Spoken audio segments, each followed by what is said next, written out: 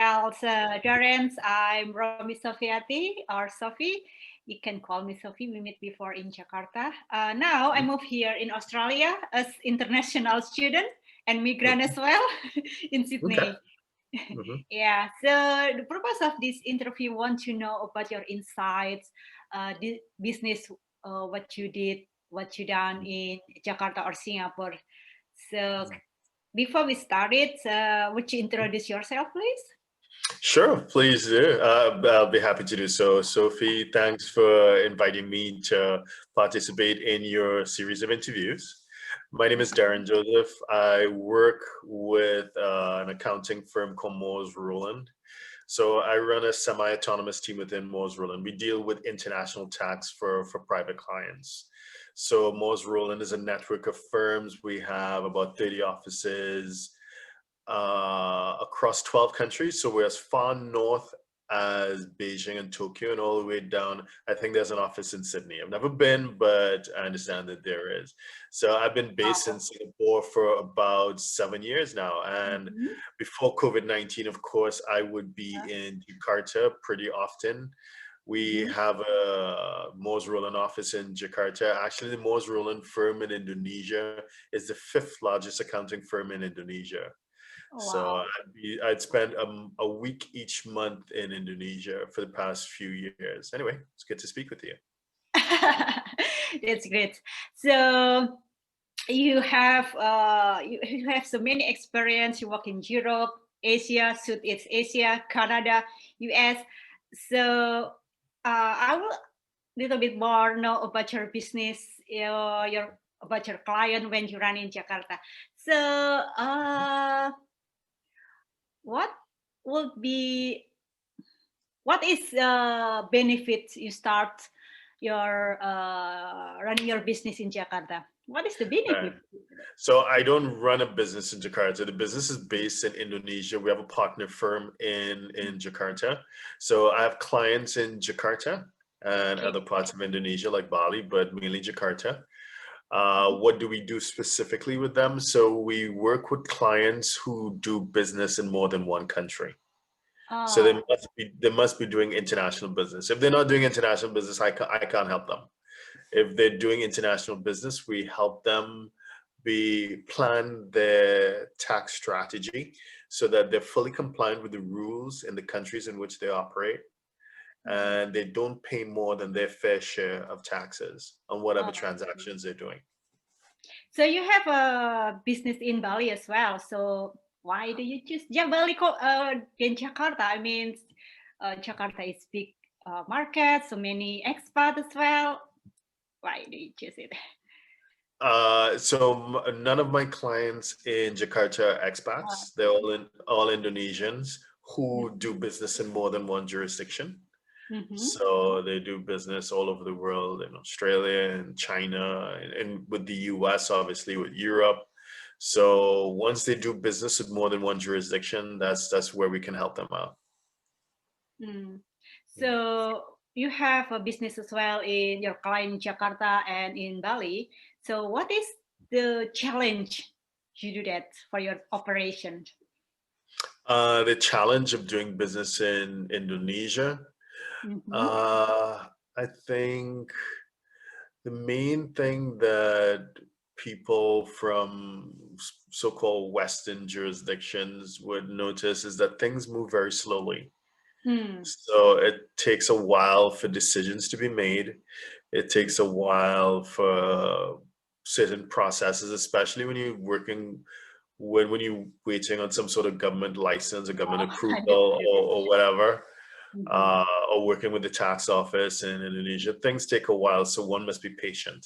So I think patience is the biggest challenge. Understood. It's like administration and paperwork. Beside that, do you have any challenge to have a business in Indonesia generally? Well, we are service providers, so it'll really be on the human side in terms of the, as I mentioned, Mm-hmm. relatively speaking, that things take a longer time. Now, for those who actually their business involves the trade of goods, so they have a physical product, I guess they would have other challenges, mainly around infrastructure and processes. Oh, okay. So you already have experience do your business in Europe, America, Canada, like you mentioned before.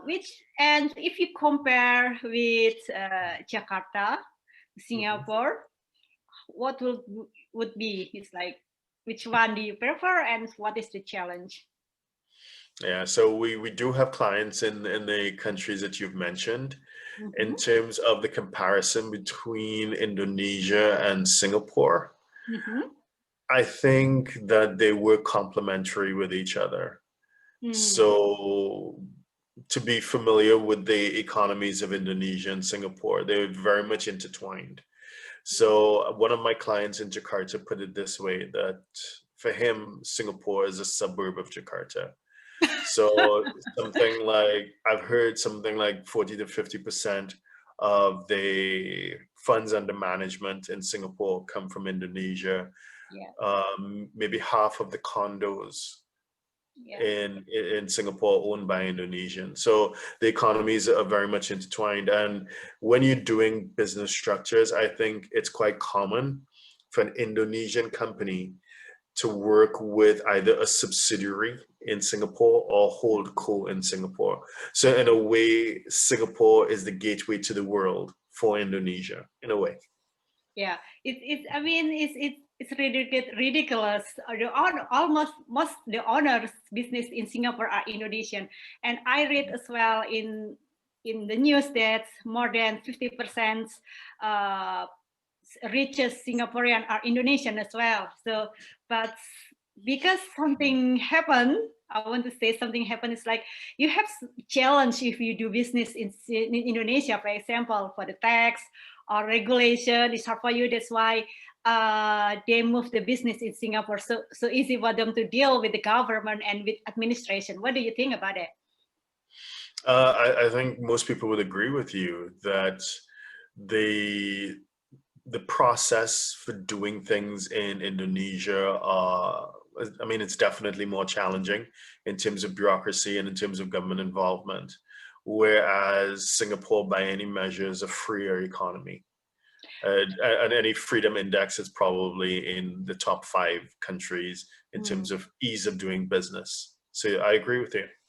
Yeah. Yeah. By the way, anyhow, if you run your business in Indonesia, the manpower is cheaper than Singapore. What do you think about that? It's maybe the culture, the people is easy to help you, and because maybe in Singapore the people is individual, and in Indonesia it's family. And what do you think about it? I think it depends on the nature of the business and the skill set that you're trying to get. So there's some skill sets that may be quite rare in Indonesia or probably don't exist. So for example, teams that do international law, so international taxes, which is what we do. There are probably more of that skill set in Singapore because Singapore is an international business hub, whereas Jakarta is not so much of an international business hub. So the skill sets there may be more domestically focused. And you know, the industries that drive the Indonesian economy are quite different from Singapore, which is services driven economy. So in terms of like agriculture, forestry, mining, coal, palm oil, that skill set exists and it's necessary to Indonesia, but it would not necessarily exist in Singapore. So the economies are driven in different ways. So therefore, the skill sets of the people that work in each economy would be different. And those skill sets in line with the economy will be compensated at different rates, which is how I explain the wage differences. That's great for opinions. About geographical markets.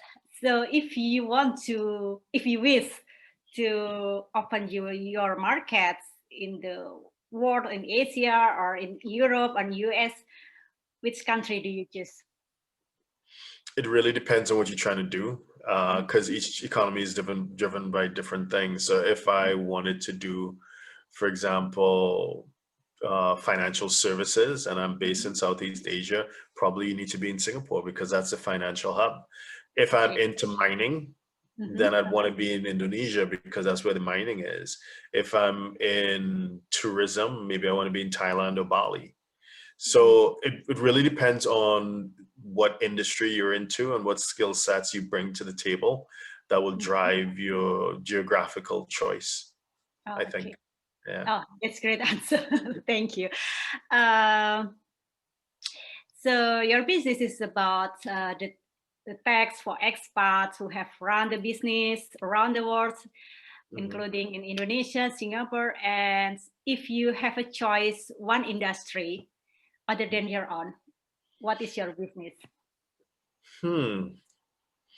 I prefer service industries as opposed to physical products because for me it comes more easily. I think education. I think there is a huge opportunity in terms of the online education space, especially, and I think that opportunity has been magnified by what's going on right now with the health crisis. So I think online education. Wow. So what do you think about education in you compare your business with the people with research, human research between Indonesia and Singapore? Sorry, could you repeat the question? I don't Yeah. understand. Let's talk about the educations. Yes. Can you compare if you want to find the human research in Indonesia and Singapore? I see, I see. So to me, I would answer that question in the same way I answered the previous one. It really depends. If I'm looking for an expert in palm oil production, I'm probably gonna find that person in Indonesia as opposed to Singapore. Yeah. Whereas if I'm looking for an expert in shipping or port management, I'm probably going to find someone with a strong skill set in Singapore, given that it's one of the biggest ports in the world. So I think it's what you're looking for, I think. Yeah, that's great. Yeah, it's like Singapore is the biggest port in Southeast Asia as well. So they have the government helps the expat or business owner deal with the tax and regulation. So so many international shipyards which want to go to Indonesia used to be they stop in Singapore and they buy petrol and water in Singapore. So yeah, that's another challenge for Indonesia market as well. The last question. Sure. What is particularly suited to be Jakarta based? What's one of the good things about Jakarta, doing business in Jakarta? I'd have to say the people. Done business across many jurisdictions, and Indonesian people, while as I said, things take a longer time to get done, I think people are more welcoming, they're friendlier, and it's a pleasure to do business in Indonesia and with Indonesians. Wow. So if I make summarize that, if you want to run a business in Indonesia, what kind of business do you want to run? And for example, if you want to run in Indonesia, you have to be more patient because it takes time to deal with the government or administration things. But otherwise, people is nice, can help you. Yeah, it's depend on what kind of business do you want to run. Wow, that's great. Yeah, that's great. Okay, I completely agree with you. When you're doing business internationally, you can't go from one jurisdiction to another and expect everyone to be the same. You need to understand the differences and be able to adapt. Being able to adapt is important. And as we've been pointing out with Indonesia, it's understanding the people and spending time developing relationships and of trust and being very patient. So you have already experienced that you mentioned. Which one do you want to stay rest of life for your business or life? I mean, I guess because of what I do and because of my personality, I don't see the need to be restricted to one place. Okay. So I think depending on what you do, you can create a business and a lifestyle where you can live in more than one place.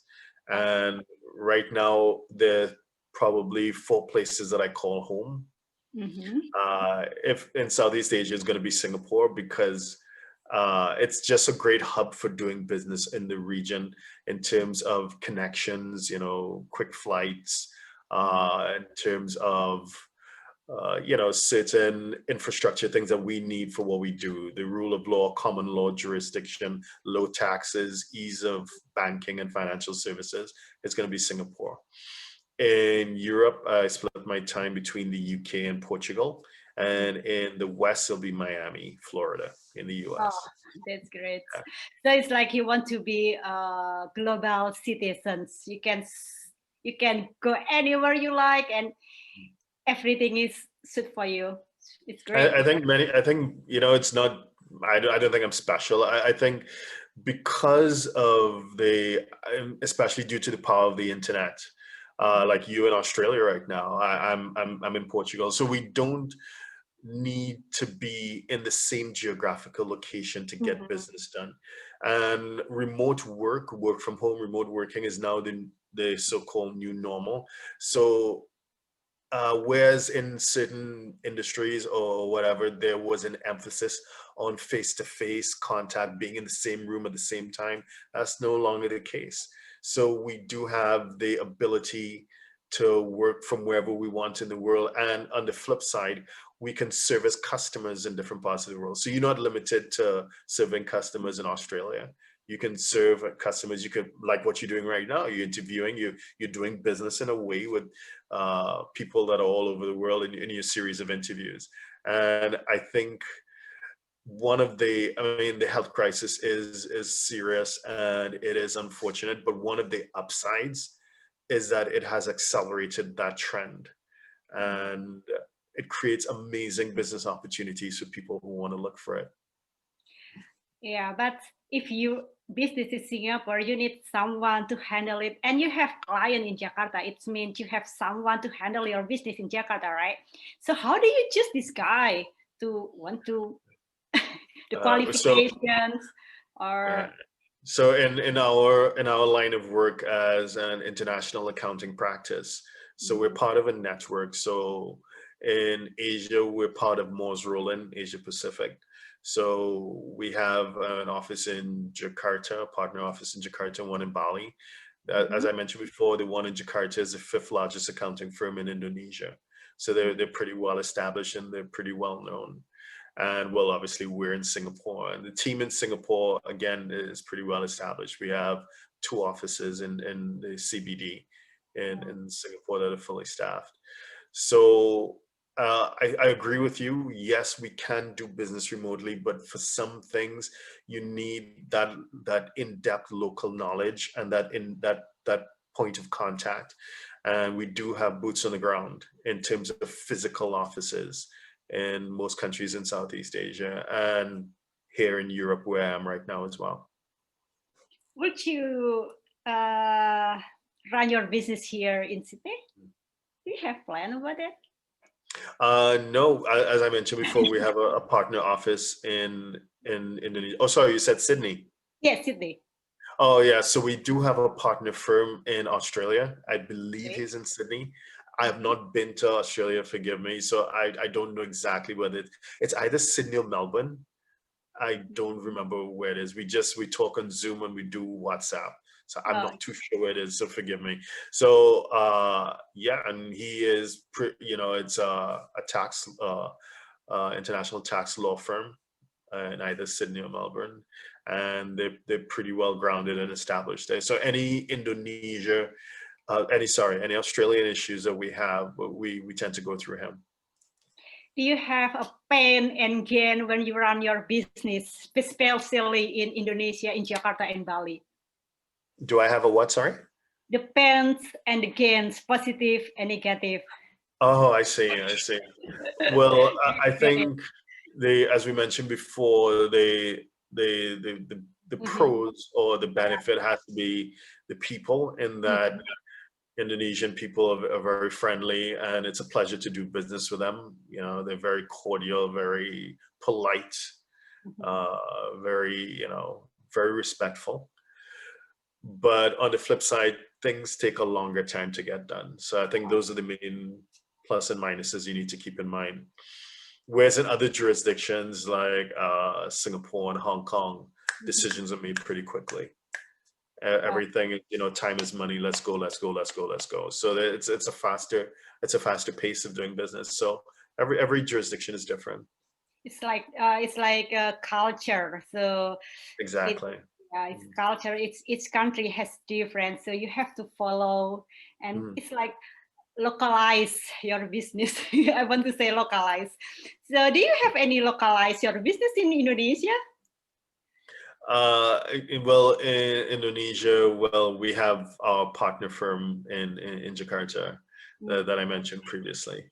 So in that sense, well, most of the staff, I think there are just over 450 members of staff at the office in Jakarta, and they're predominantly Indonesian.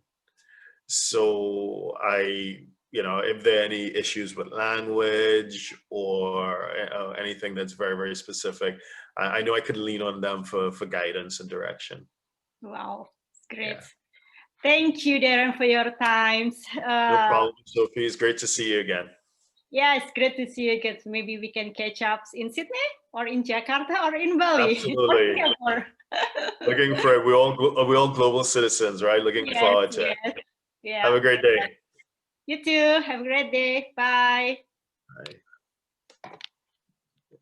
Here are 4 ways we can help you. Number 1. Sign up for free webinars on US expat taxes and international entrepreneur taxes at www.htj.tax. Number 2. Stream premium educational videos at www.htj.tax. Number 3. Contact us for tax optimization consult over Zoom.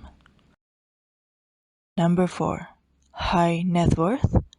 We can quote for doing your US international taxes returns. Our books and upcoming event are available at htj.tax. Please subscribe, like, share, and comment below. Email us at help@htj.tax